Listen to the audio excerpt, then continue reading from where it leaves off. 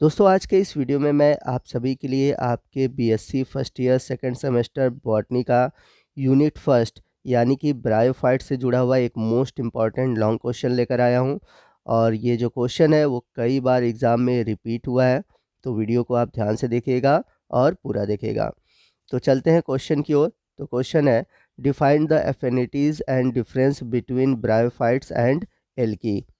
यानी कि यहाँ पर आपसे पूछा हुआ है कि ब्रायोफाइटा तथा शैवालों के बीच क्या बंधुता है, क्या समानता है या फिर क्या विभिन्नता है। 2018 में यही क्वेश्चन इस प्रकार भी पूछा हुआ है, right the short note on similarities between algae and bryophyte. यानी कि शैवालों तथा ब्रायोफाइटा के बीच समानताओं पर संक्षिप्त टिप्पणी लिखिए। तो क्वेश्चन से आपको पता चल गया होगा कि इस क्वेश्चन में आपसे ब्रायोफाइटा और एल्गी के बीच क्या समानता है और क्या भिन्नता है, इसके बारे में बताना है। तो आइए सबसे पहले देखते हैं कि ब्रायोफाइटा तथा एल्गी में क्या एफिनिटीज़ है, यानी क्या समानताएं हैं। तो पहला सिमिलरिटी है presence of thalloid and gametophyte plant body. तो आप सभी ने एल्गी और ब्रायोफाइटा दोनों पढ़ा है। एल्गी आपने फर्स्ट सेमेस्टर में पढ़ा है और सेकंड सेमेस्टर में आपने ब्रायोफाइटा पढ़ा है। तो आपने देखा होगा कि दोनों की जो प्लांट बॉडी होती है वो थैलॉइड होती है, यानी कि इसमें ट्रू लीफ, स्टेम और रूट नहीं पाया जाता। और इनका जो प्लांट बॉडी होता है वो गैमेटोफिटिक यानी कि हैप्लॉइड होता है। तो ये सबसे बड़ी सिमिलरिटी है ब्रायोफाइट्स और एल्गी के बीच। सेकंड जो सिमिलरिटी है वो है ऑटोट्रॉफिक नेचर ऑफ प्लांट्स। तो चाहे ब्रायोफाइट हो चाहे एल्गी, दोनों ही स्वपोषी यानी कि ऑटोट्रॉफिक होते हैं। थर्ड सिमिलरिटी है in both groups chloroplast consist chlorophyll A, B, alpha and beta carotene, lutein, violaxanthin and zeaxanthin. तो दोनों समूहों में आपको क्लोरोप्लास्ट में क्लोरोफिल ए, बी देखने को मिलेगा। इसी के साथ साथ अल्फा और बीटा कैरोटीन, ल्यूटीन, वाइलोजेंथीन और जियोजेंथीन देखने को मिलता है।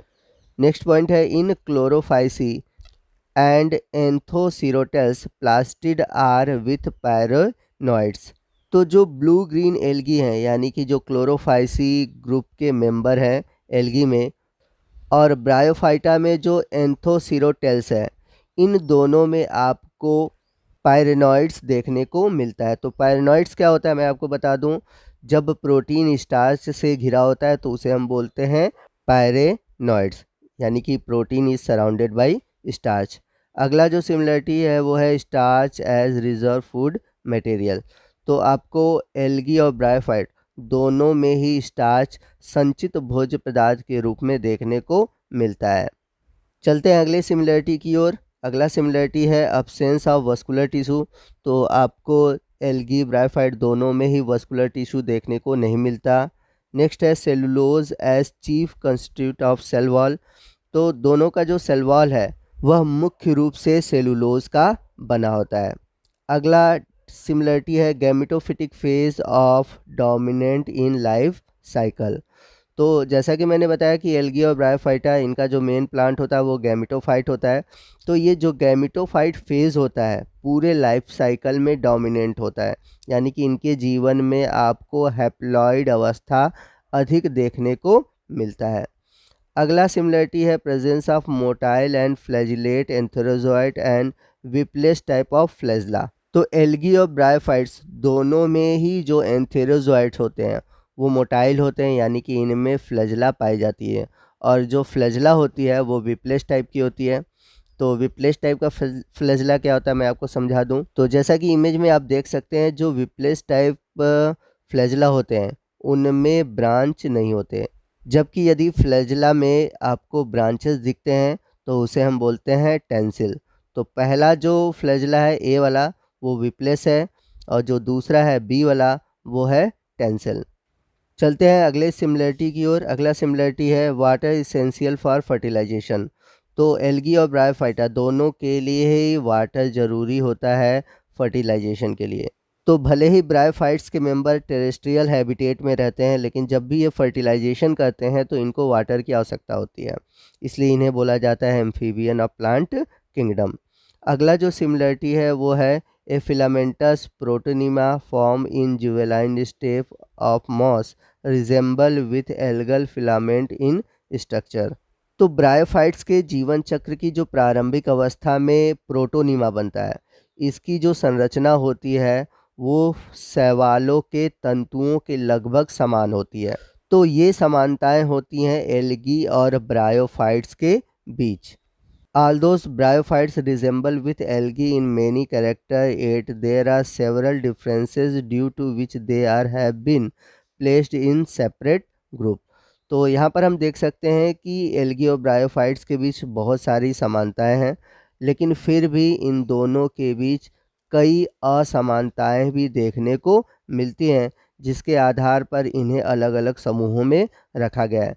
तो क्या डिफरेंसेस है एल्गी और ब्रायोफाइट्स के बीच, आइए इसको समझने की कोशिश करते हैं। तो पहला डिफरेंस है, जो एल्गी होते हैं most of the algae are aquatic. तो मैक्सिमम एल्गी जली होते हैं, जबकि ब्रायोफाइट्स की बात करें ये टेरेस्ट्रियल होते हैं। मतलब इनकी मैक्सिमम जातियां जो होती हैं वो टेरेस्ट्रियल हैबिटेट एडॉप्ट करती हैं, और ये प्रायः जो सैडी प्लेस है यानी कि नम स्थान है वहाँ पर पाए जाते हैं। अगला जो डिफरेंस है, the plant body is unicellular, multicellular, filamentous और सीडोपेरेनकाइमेटस। तो एल्गी की जो प्लांट बॉडी होती है वो एक कोश की, बहुकोश की, तंतुमय या फिर आभासी पेरेनकाइमेटस होता है।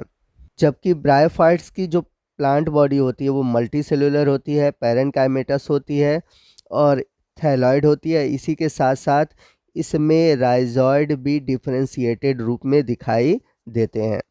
अगला जो डिफरेंस है, एल्गी में फिलामेंट्स आर अनब्रांच और सो रेगुलर और इरेगुलर ब्रांचिंग। तो एल्गी में आपको फिलामेंट्स जो होते हैं ब्रांच और अनब्रांच दिखते हैं, और ये रेगुलर या फिर इरेगुलर ब्रांचिंग दिखाते हैं। जबकि अगर हम ब्रायोफाइट्स की बात करें, इनमें जो थैलस होता है वो डाइकोटमसली होता है, यानी कि द्विशाखी होता है। अगला जो डिफरेंस है वो है, plant body does not show division of labour, यानी कि इनकी थैलस की जो कोशिकाएं होती हैं वो श्रम विभाजन नहीं दिखाती, और ब्रायोफाइट्स के केस में आपको देखने को मिलता है, यानी कि अलग अलग सेल है या फिर कुछ स्पेसिफिक सेल है, कुछ स्पेसिफिक फंक्शन प्रदर्शित करते हैं। तो इसी को हम बोलते हैं लेबर, यानी कि श्रम विभाजन। अगला जो डिफरेंस है वो है, structure like pores and stomata are all those absent. तो एल्गी के केस में आपको कहीं भी जनरली पोर और स्टोमेटा देखने को नहीं मिलते, जबकि ब्रायोफाइट्स के केस में आप देखेंगे कि इनके थैलस में पोर और स्टोमेटा प्रेजेंट होते हैं। अगला डिफरेंस है, except for some heterotrichous form rhizoid are usually absent. तो एल्गी के केस में कुछ जो हेट्रोट्राइकस स्ट्रक्चर होते हैं, यानी हेट्रोट्राइकस टाइप के जो फिलामेंट्स होते हैं, वहाँ पर आपको राइजॉइड लाइक स्ट्रक्चर देखने को मिलते हैं। जबकि ब्रायोफाइट्स के केस में आपको सभी थैलस में राइजॉइड देखने को मिलता है, और इनके जो राइजॉइड होते हैं वो स्मूथ वॉल्ड या फिर ट्यूबरकुलेट होते हैं। तो यहाँ पर मैंने जितने पॉइंट बताया है उसको हिंदी में मैंने यहाँ पर दे रखा है, आप हिंदी में इसको पढ़ सकते हैं। चलते हैं अगले डिफरेंस की ओर। In most of algae, all cell of the plant body are capable of division। तो एल्गी में जितने भी सेल होते हैं उनमें कोशिका विभाजन की क्षमता होती है, परंतु ब्रायोफाइट्स की बात करें तो इनमें कुछ ऐसी कोशिकाएं होती हैं जिसमें डिवीजन रुका हुआ होता है, इसमें विभाजन नहीं होता। वहीं बात करें हम एल्गी की, asexual reproduction is common and it take place by zoospore, aplanospore और ए काइनेट्स। तो एल्गी के केस में जो एसेक्सुअल रिप्रोडक्शन होता है वो प्रायः होता है जूस्पोर के द्वारा, ए प्लेनोस्पोर के द्वारा या फिर एकाइनिट्स के द्वारा। वही हम बात करें ब्रायोफाइट्स में, तो इनमें जो एसेक्सुअल रिप्रोडक्शन होता है वो प्रायः एब्सेंट होता है, बट सम स्पीसीज़ में आपको देखने को मिलेगा इनमें जो मल्टीप्लिकेशन होता है वो प्रायः वेजिटेटिव मीन्स के द्वारा होता है। तो कहने का मतलब ये है कि जो एल्गी होते हैं उनमें प्रायः एसेक्सुअल रिप्रोडक्शन होता है, जबकि ब्रायोफाइट्स के केस में आपको वेजिटेटिव रिप्रोडक्शन देखने को मिलता है। चलते हैं अगले डिफरेंस की ओर।